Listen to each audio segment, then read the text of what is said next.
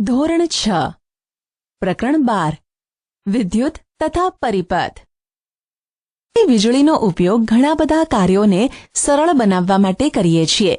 ઉદાહરણ તરીકે આપણે વીજળીનો ઉપયોગ કૂવામાંથી પંપ દ્વારા પાણી બહાર કાઢવા માટે કરીએ છીએ અથવા જમીનની સપાટી પરથી પાણીને અગાશી પર રાખેલ ટાંકીમાં પહોંચાડવા માટે કરીએ છીએ। અન્ય કયા કયા કાર્યો છે જેને કરવા માટે તમે વીજળીનો ઉપયોગ કરો છો? તેમાંથી કેટલાકની યાદી કરી તમારી નોંધપોથીમાં લખો। શું તમારી યાદીમાં પ્રકાશ માટે વીજળીનો ઉપયોગ શામેલ છે? સૂરજ આથમ્યા પછી પણ આપણા ઘરો, રસ્તાઓ, ઓફિસો તથા કારખાનાઓને વીજળી પ્રકાશિત કરે છે। આ રાત્રે સતત કામ કરવામાં આપણને સહાય કરે છે। વીજળી આપણને વીજ મથકમાંથી પ્રાપ્ત થાય છે। તેમ છતાં પણ વીજળીનો પુરવઠો ઠપ થઈ શકે છે અથવા કોઈ સ્થાનો પર ઉપલબ્ધ નથી થઈ શકતી। એવી સ્થિતિમાં આપણે પ્રકાશ માટે ટોર્ચનો ઉપયોગ કરીએ છીએ। ટોર્ચમાં એક બલ્બ હોય છે। જ્યારે તેની સ્વિચ ઓન કરીએ છીએ ત્યારે તે પ્રકાશ આપે છે। ટોર્ચને વીજળી ક્યાંથી મળે છે? વિદ્યુત કોષ ઇલેક્ટ્રિક સેલ। ટોર્ચના બલ્બને વીજળી વિદ્યુત કોષ દ્વારા પ્રાપ્ત થાય છે। વિદ્યુત કોષનો ઉપયોગ વિદ્યુત સ્ત્રોતના રૂપે અલાર્મ ઘડિયાળ, રેડિયો, કેમેરા તથા અન્ય ઉપકરણોમાં કરવામાં આવે છે। શું તમે વિદ્યુત કોષને ધ્યાનપૂર્વક જોયો છે? તમે એ જોયું હશે કે તેની એક બાજુ ધાતુની કેપ તથા બીજી બાજુ ધાતુની ડિસ્ક હોય છે। શું તમે વિદ્યુત કોષ ઉપર એક ધન ચિહ્ન તથા એક ઋણ ચિહ્ન જોયું છે? વિદ્યુત કોષમાં ધાતુની કેપ ધન ધ્રુવ તથા ધાતુની તકતી ઋણ ધ્રુવ કહેવાય છે। બધા જ વિદ્યુત કોષમાં બે ધ્રુવ હોય છે, જેમાં એક ધન છે તે અને બીજો ઋણ ધ્રુવ હોય છે। વિદ્યુત કોષમાં સંગ્રહિત રાસાયણિક પદાર્થમાં વિદ્યુત કોષ વીજળી ઉત્પન્ન કરે છે। જ્યારે વિદ્યુત કોષમાં રહેલ રાસાયણિક પદાર્થ વપરાઈ જાય છે ત્યારે વિદ્યુત કોષ વિદ્યુત ઉત્પન્ન કરવાનું બંધ કરી દે છે। ત્યારે તે વિદ્યુત કોષને એક નવા વિદ્યુત કોષથી બદલવો પડે છે। તમે વિદ્યુત થાંભલા, વિદ્યુત મથકો તથા અન્ય સ્થાનો પર ભયસૂચક ચિહ્ન જોયા હશે। આ દર્શાવે છે કે વીજળીનો ઉપયોગ સાવચેતીથી ન કરવામાં આવે તો તે અત્યંત ભયજનક પુરવાર થાય છે। જો વીજળી તથા વીજળીથી ચાલતા ઉપકરણોને સાવધાનીપૂર્વક ઉપયોગ ન કરવામાં આવે તો ગંભીર ઈજા અથવા મૃત્યુ પણ થઈ શકે છે। આથી તમારે વીજળીના તાર અથવા સોકેટનો ક્યારેય પ્રયોગ કરવો જોઈએ નહીં। યાદ રાખો કે પોર્ટેબલ જનરેટર દ્વારા ઉત્પન્ન કરવામાં આવતી વીજળી પણ આટલી જ ભયજનક હોય છે। વિદ્યુત સંબંધિત બધી પ્રવૃત્તિઓને કરવા માટે સાધારણ રીતે વિદ્યુત કોષનો ઉપયોગ જ કરવો જોઈએ। ટોર્ચના બલ્બમાં કાચની બહારની સપાટી ધાતુની સપાટી સાથે ચોંટાડેલ હોય છે। બલ્બના કાચના આવરણની અંદર શું હોય છે? પ્રવૃત્તિ 1, એક ટોર્ચ લો તથા તેની અંદર રહેલ બલ્બને જુઓ। તમે તમારા શિક્ષકની મદદથી આ બલ્બને બહાર પણ કાઢી શકો છો। તમારા ધ્યાનમાં શું આવ્યું? શું તમે કાચના બલ્બની મધ્યમાં એક પાતળો તાર જોઈ શકો છો? હવે ટોર્ચની સ્વિચ ઓન કરો અને જુઓ કે બલ્બનો કયો ભાગ પ્રકાશિત થાય છે। પ્રકાશ ઉત્પન્ન કરતા બલ્બના પાતળા તારને ફિલામેન્ટ કહે છે। આ ફિલામેન્ટ બે મોટા તારની વચ્ચે જોડાયેલો હોય છે, જેમ કે આકૃતિ 12.2 માં દર્શાવેલ છે। આ મોટા તાર ફિલામેન્ટને આધાર પૂરો પાડે છે। આ મોટા તારોમાંથી એક મોટો તાર બલ્બની સપાટી પર ધાતુના ઢાંચા સાથે જોડાયેલ હોય છે। આકૃતિ 12.2b। બીજો મોટો તાર આધાર કેન્દ્ર પર ધાતુની અણી પર જોડાયેલ હોય છે। બલ્બના આધાર પર ધાતુનો ઢાંચો તથા ધાતુની અણી એ બલ્બના બે ટર્મિનલ એટલે કે ધ્રુવ છે। આ બંને ટર્મિનલ એવા પ્રકારે રાખવામાં આવે છે કે તે એકબીજાને અડકી ન શકે। ઘરમાં ઉપયોગમાં લેવામાં આવતા વિદ્યુત બલ્બની પણ આવી જ સંરચના હોય છે। વિદ્યુત કોષના બે ટર્મિનલો એટલે કે ધ્રુવો સાથે જોડાયેલ તારોને સ્વિચ તથા બલ્બ જેવા ઉપકરણોના વચ્ચે જોડાયા વગર એકબીજા સાથે ક્યારેય ભેગા કરવા નહીં. જો તમે આવું કરશો તો વિદ્યુત કોષમાં રહેલ રાસાયણિક પદાર્થ ઝડપથી વપરાઈ જશે અને વિદ્યુત કોષ કાર્ય કરવાનું બંધ કરી દેશે. વિદ્યુત કોષ સાથે જોડાયેલ bulb. A bulb connected two an electric cell. ચાલો વિદ્યુત કોષનો ઉપયોગ કરીને એક બલ્બને પ્રકાશિત કરવાનો પ્રયત્ન કરીએ. આવું આપણે કેવી રીતે કરીશું? પ્રવૃત્તિ 2. વિવિધ રંગનું પ્લાસ્ટિકનું આવરણ ચઢાવેલા વિદ્યુત તારના 4 ટુકડા લો. તારના ટુકડાને બંને છેડાથી પ્લાસ્ટિકનું આવરણ થોડું કાઢી નાખો. આવી રીતે બંને છેડે ધાતુનો તાર ખુલ્લો થઈ જશે. 2 તારના અનઆવૃત થયેલ ભાગને વિદ્યુત કોષ તથા બીજા છેડાઓને બલ્બ સાથે આકૃતિ 12.3 તથા 12.4 માં દર્શાવ્યા મુજબ જોડો. બલ્બ સાથે વાયરને જોડવા માટે તમે ઇલેક્ટ્રિશિયન દ્વારા વાપરવામાં આવે છે તે ટેપનો ઉપયોગ કરી શકો છો. વિદ્યુત કોષને તાર સાથે જોડવા માટે રબર બેન્ડ અથવા ટેપનો ઉપયોગ કરી શકો છો. હવે બલ્બ તથા વિદ્યુત કોષને અલગ અલગ 6 રીતે જોડો, જેમ કે આકૃતિ 12.5 A થી 12.5 F માં બતાવવામાં આવ્યું છે. પ્રત્યેક સ્થિતિ તપાસો કે બલ્બ પ્રકાશિત થાય છે કે નહીં. પ્રત્યેક સ્થિતિ માટે હા અથવા ના લખો. હવે તે સ્થિતિઓને ધ્યાનપૂર્વક જુઓ જેમાં બલ્બ પ્રકાશિત થાય છે. આ સ્થિતિઓની સરખામણી બીજી ગોઠવણી એટલે કે સ્થિતિ સાથે કરો જેમાં બલ્બ પ્રકાશિત થતો નથી. શું તમે આનો ભેદ જણાવી શકો છો? આકૃતિ 12.5 A માં વિદ્યુત કોષના એક ટર્મિનલ એટલે કે ધ્રુવથી શરૂ કરીને તમારી પેન્સિલની અણીને વાયર પર ફેરવીને બલ્બ સુધી લાવો. હવે બલ્બના બીજા ટર્મિનલ એટલે કે ધ્રુવથી શરૂ કરીને વિદ્યુત કોષ સાથે જોડેલ બીજા વાયરના ભાગ પર પેન્સિલની અણીને લાવો. આ કાર્યને આકૃતિ 12.5ની અન્ય ગોઠવણ માટે પુનરાવર્તિત કરો.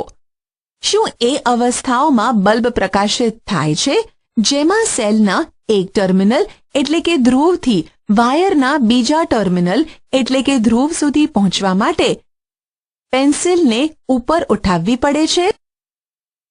વિદ્યુત પરિપથ, એન ઇલેક્ટ્રિક સર્કિટ.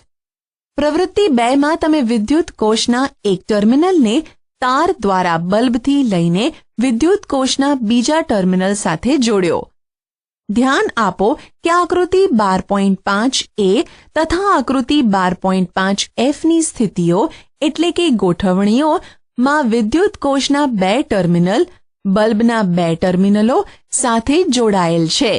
આ પ્રકારની ગોઠવણી વિદ્યુત પરિપથનું એક ઉદાહરણ છે. વિદ્યુત પરિપથ એ વિદ્યુત કોષના 2 ટર્મિનલો વચ્ચે વિદ્યુત પ્રવાહના સંપૂર્ણ પથને દર્શાવે છે. બલ્બ માત્ર ત્યારે જ પ્રકાશિત થાય છે જ્યારે પરિપથમાં વિદ્યુત પ્રવાહ પસાર થાય છે. કોઈ પણ વિદ્યુત પરિપથમાં આકૃતિ 12.6 માં દર્શાવ્યા અનુસાર વિદ્યુત પ્રવાહની દિશા વિદ્યુત કોષના પ્લસ ટર્મિનલથી માઇનસ ટર્મિનલ તરફ હોય છે.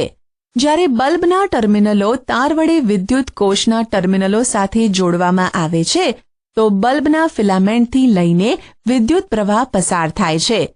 આ બલ્બને પ્રકાશિત કરે છે. ક્યારેક વિદ્યુત બલ્બ વિદ્યુત કોષથી જોડાયેલો હોવા છતાં પ્રકાશિત થતો નથી. એવો બલ્બના ફ્યુઝડ થવાથી એટલે કે ઉડી જવાથી હોઈ શકે છે. ફ્યુઝડ બલ્બને ધ્યાનપૂર્વક જુઓ. શું તેની અંદર ફિલામેન્ટ અખંડિત છે? વિદ્યુત બલ્બ ઘણા કારણોથી ફ્યુઝડ થઈ શકે છે. તેમાંથી એક કારણ છે ફિલામેન્ટનું તૂટી જવું. બલ્બનો ફિલામેન્ટ તૂટી જવાથી વિદ્યુત કોષના ટર્મિનલો એટલે કે ધ્રુવો વચ્ચે વિદ્યુત પ્રવાહ કરંટનો પરિપથ તૂટી જાય છે, જેનાથી ફ્યુઝડ થયેલા બલ્બના ફિલામેન્ટમાંથી વિદ્યુત પ્રવાહ પસાર થઈ શકતો નથી. આથી તે પ્રકાશિત થતો નથી. શું હવે તમે એ જણાવી શકો છો કે આકૃતિ 12.5 B, C, D તથા E માં તમારો પ્રયત્ન કરવા છતાં પણ બલ્બ પ્રકાશિત કેમ ના થયા? હવે આપણે જાણીએ છીએ કે વિદ્યુત કોષનો ઉપયોગ કરીને બલ્બને પ્રકાશિત કેવી રીતે કરી શકાય છે. શું તમે તમારા માટે એક ટોર્ચ બનાવવાનું પસંદ કરશો? પ્રવૃત્તિ 3. એક ટોર્ચ માટેનો બલ્બ તથા તારનો ટુકડો લો. પહેલાની જેમ તારના બંને છેડાથી પ્લાસ્ટિકને દૂર કરો. આકૃતિ 12.7માં દર્શાવ્યા અનુસાર વાયરના એક છેડાને બલ્બના ધાતુના ઢાંચાની ચારેય બાજુ લપેટો તથા બીજા છેડાને રબર બેન્ડની મદદથી વિદ્યુત કોષના ઋણ ટર્મિનલ સાથે જોડો. હવે બલ્બના આધારની અણી અર્થાત તેના બીજા ટર્મિનલને વિદ્યુત કોષના ધન ટર્મિનલ પર રાખો. શું બલ્બ પ્રકાશિત થયો? હવે બલ્બને વિદ્યુત કોષના ટર્મિનલથી હટાવો. શું બલ્બ હજુ પણ પ્રકાશિત છે? શું આ તમે તમારી ટોર્ચને ઓન થતા ઓફ કરો તેના જેવું નથી? પહેલી પાસે બલ્બ તથા વિદ્યુત કોષને જોડવા માટેની બીજી વ્યવસ્થા છે. શું આવી વ્યવસ્થા દ્વારા બલ્બ પ્રકાશિત થશે? વિદ્યુત સ્વિચ. ઘરમાં તૈયાર કરવામાં આવેલી ટોર્ચને ઓન અથવા ઓફ કરવામાં વિદ્યુત બલ્બને વિદ્યુત કોષની ટોર્ચ સાથે સ્પર્શ કરાવીએ અથવા હટાવીએ છીએ. આ એક સાધારણ વિદ્યુત સ્વિચ હતી. તેનો ઉપયોગ કરવો સુવિધાજનક નથી. આપણે આપણા પરિપથના ઉપયોગ માટે સરળ તેમજ સુવિધાજનક સ્વિચ બનાવી શકીએ છીએ. પ્રવૃત્તિ 4. તમે 2 ડ્રોઈંગ પિન, 2 સેફ્ટી પિન અથવા પેપર ક્લિપ, 2 તાર તથા નાની થર્મોકોલની શીટ અથવા લાકડાનું બોર્ડ લઈને વિદ્યુત સ્વિચ બનાવી શકો છો. સેફ્ટી પિનની રિંગમાં એક ડ્રોઈંગ પિન લગાવીને તેને થર્મોકોલ શીટ પર ચોંટાડી દો. જેમ કે આકૃતિ 12.8માં બતાવવામાં આવેલ છે. સેફ્ટી પિન સરળતાથી ફરી શકે તેની ખાતરી કરો. હવે બીજી ડ્રોઈંગ પિનને થર્મોકોલ શીટ પર એવી રીતે લગાવો કે સેફ્ટી પિનનો સ્વતંત્ર છેડો તેને સ્પર્શ કરી શકે. આ રીતે જોડાયેલ સેફ્ટી પિન આ પ્રવૃત્તિમાં તમારી સ્વિચ હશે. હવે વિદ્યુત બલ્બ તથા સ્વિચને આકૃતિ 12.9માં દર્શાવ્યા મુજબ જોડીને પરિપથને પૂર્ણ કરો. સેફ્ટી પિનને એવી રીતે ફેરવો કે તેનો સ્વતંત્ર છેડો બીજી ડ્રોઈંગ પિનને અડકે. તમે શું જુઓ છો? હવે સેફ્ટી પિનને ડ્રોઈંગ પિનથી દૂર કરો. શું બલ્બ હજુ પણ પ્રકાશિત થયેલો છે?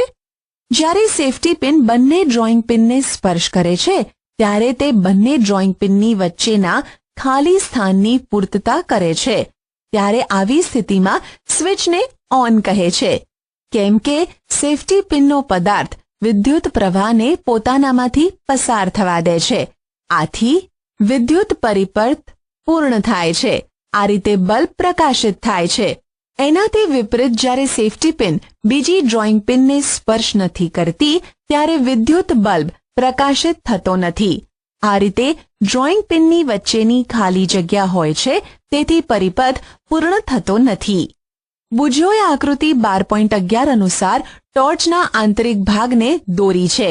જ્યારે આપણે સ્વિચને ઓન કરીએ છીએ તો પરિપથ પૂર્ણ થાય છે તથા બલ્બ પ્રકાશિત થાય છે. શું તમે આકૃતિમાં લાલ રેખા દોરીને પૂર્ણ પરિપથને અંકિત કરી શકો છો? આ સ્થિતિમાં સ્વિચ ઓફ કહેવાય છે.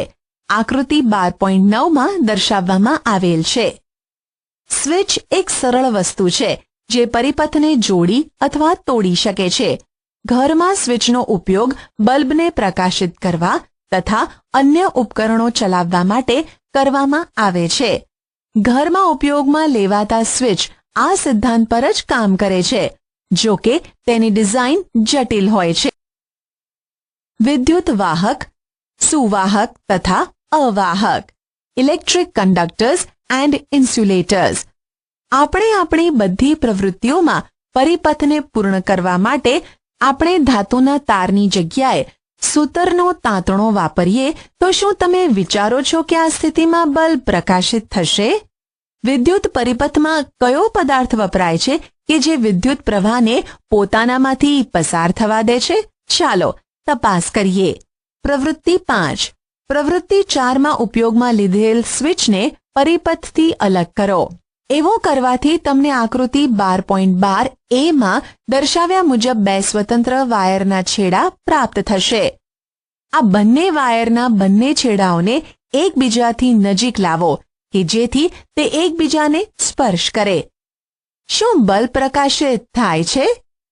હવે તમે આ સ્થિતિને પદાર્થોના પરીક્ષણ માટે પ્રયોગમાં ઉપયોગ કરી શકો છો કે આ વિદ્યુત પ્રવાહને પસાર થવા દે છે કે નહીં. તપાસ કરવા માટે વિભિન્ન પ્રકારના પદાર્થો જેવા કે ધાતુના સિક્કા, લાકડાનો બુચ, રબર, ચાવી, પેન, પ્લાસ્ટિકની ફૂટપટ્ટી, લાકડાનો ટુકડો, એલ્યુમિનિયમની પટ્ટી, મીણબત્તી, સિલાઈ મશીનની સોય, થર્મોકોલ, કાગળ તથા પેન્સિલની અણી વગેરે એકત્રિત કરો. એક પછી એક વાહક પરીક્ષક એટલે કે ટેસ્ટરના તારના સ્વતંત્ર છેડાને તમે એકઠા કરેલા પ્રત્યેક નમૂનાઓના બે છેડાઓ સાથે જોડો. જ્યારે તમે આ કરતા હોવ ત્યારે ધ્યાન રાખો કે બંને તાર એકબીજા સાથે સ્પર્શ ન કરે. શું પ્રત્યેક કિસ્સામાં બલ્બ પ્રકાશિત થાય છે? તમે શું જુઓ છો? પરીક્ષણ માટે ઉપયોગમાં લેવાયેલ કેટલાક પદાર્થો દ્વારા વાયરના સ્વતંત્ર છેડા જોડવાથી બલ્બ પ્રકાશિત થતો નથી. એનો અર્થ એ છે કે આ પદાર્થ વિદ્યુત પ્રવાહને પોતાની અંદરથી પસાર થવા દેતા નથી. તેનાથી વિપરીત બલ્બના પ્રકાશિત થવાથી તે માલુમ પડે છે કે કેટલાક પદાર્થ પોતાની અંદરથી વિદ્યુત પ્રવાહને પસાર થવા દે છે. જે પદાર્થ તેમનામાંથી વિદ્યુત પ્રવાહને પસાર થવા દે છે તે વિદ્યુત સુવાહક એટલે કે કંડક્ટર્સ છે. વિદ્યુત અવાહક એટલે કે ઇન્સ્યુલેટર્સ પોતાની અંદરથી વિદ્યુત પ્રવાહને પસાર થવા દેતો નથી. તમે શું તારણ કાઢ્યું? કયા પદાર્થો વિદ્યુત સુવાહક છે તથા કયા પદાર્થો વિદ્યુત અવાહક છે? પ્રકરણ 4માં એ પદાર્થોને યાદ કરો જે ચળકતા હતા. શું તે વિદ્યુત સુવાહક છે? હવે તમે સરળતાથી સમજી શકો છો કે તારને બનાવવા માટે તાંબુ, એલ્યુમિનિયમ તથા અન્ય ધાતુઓ કેમ ઉપયોગમાં લેવાય છે. વિદ્યુત સુવાહકો તથા વિદ્યુત અવાહકો આપણા માટે સમાન રીતે મહત્વના છે. સ્વિચ, વિદ્યુત પ્લગ, સોકેટ વિદ્યુત સુવાહક પદાર્થોથી બનાવવામાં આવે છે. જ્યારે બીજી બાજુ વિદ્યુત તાર, પ્લગ ટેપ, સ્વિચ તથા વિદ્યુત ઉપકરણોના અન્ય ભાગો જેને લોકો સ્પર્શ કરે છે તેમના આવરણ માટે રબર તથા પ્લાસ્ટિકનો ઉપયોગ થાય છે. આશા છે કે તમને આ ઈ લર્નિંગ મોડ્યુલમાં મજા આવી હશે. આભાર.